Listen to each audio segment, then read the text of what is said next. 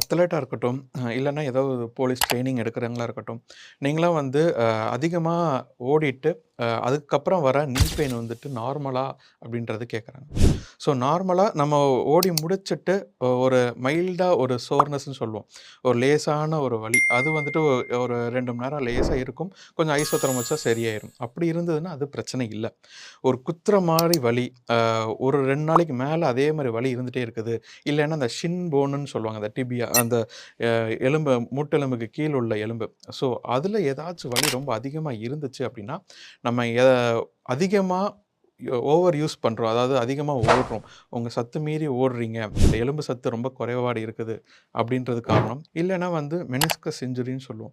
So, இத நம்ம எப்படி தவிர்க்கலாம் அப்படின்னா, நம்ம ப்ராப்பரான rest and warm up, stretching இது எல்லாமே இருக்கணும்.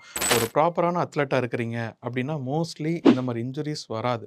இப்போ ஒரு ட்ரெய்னிங் எடுக்குறாங்க. இப்ப தான் நம்ம இனிஷியலா ஸ்டார்ட் பண்றாங்க அப்படின்னா, ஒரு ப்ராப்பரான ரெஸ்ட் எவ்வளோ நேரம் எடுக்கணும்னு தெரிஞ்சிருக்கணும். வார்ம் அப் கரெக்ட்டா வச்சுக்கணும். ஸ்ட்ரெச்சிங் கரெக்ட்டா பண்ணணும். இப்படிலாம் பண்ணும்போது உங்களுக்கு இந்த மாரி இன்ஜுரீஸ் வராது.